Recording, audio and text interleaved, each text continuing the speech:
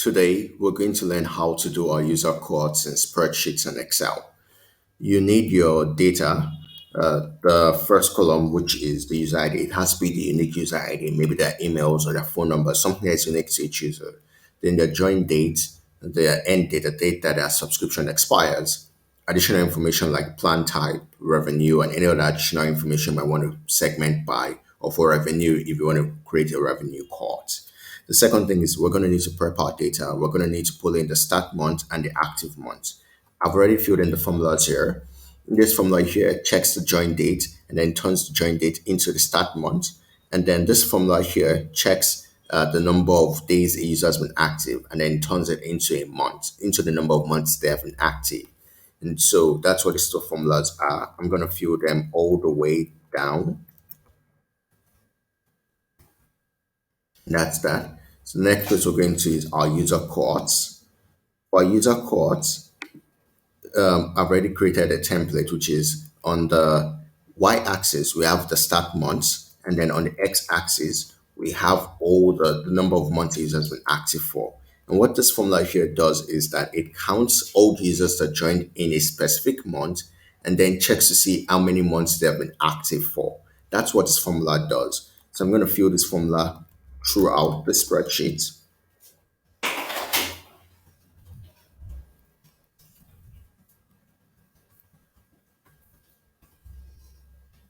Now we can see all users are joining a specific month and how they are retained.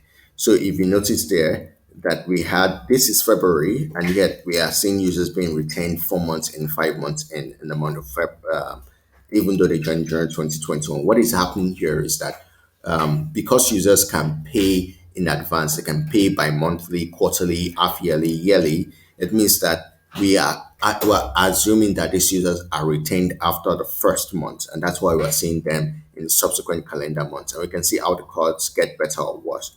And for the January cohorts, they seem to really be good. Now, the user retention is feeding off the user cohort sheet, and it's expressing these absolute numbers as a percentage. And so in the first month one, the month they joined, we can see that it's 100%. We're going to fill this all true for the subsequent months. And we can see that the number goes down because the user retention gets a bit worse. And then we're going to fill it all the way down here also. So we can see how old users are being retained. We can see as retention is getting better or worse. And then also apply the conditional formatting, which what it checks is that my benchmark is 60%. So it checks all the users that are retained. It's highlighting all the users that all the cohorts where the user retention is still above 60%. And so you can see my formula for this range. If the number is greater than or equal to 0.6, which is 60% here, apply the green color. And so we can see that by month 5, most of our users go below the 60% mark. Now let me show you how to do the graph. So we're going to duplicate this user retention sheet. The next thing we're going to do is we're going to insert a chart.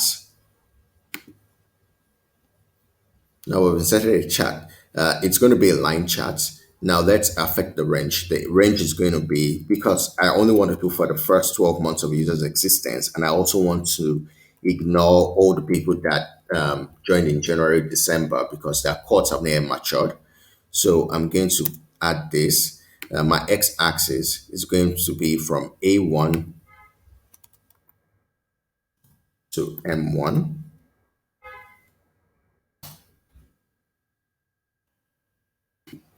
You're going to need the multiple line chart like I have in my example here. So you're going to go here, click on the suggested. So I have the multiple line charts.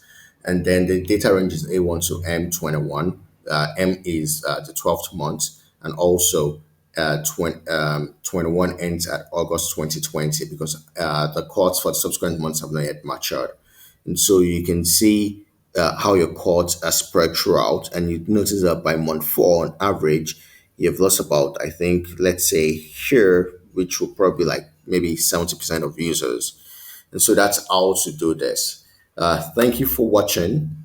Please visit my blog, yemijohnson.com, to learn more about many things in tech. Thank you.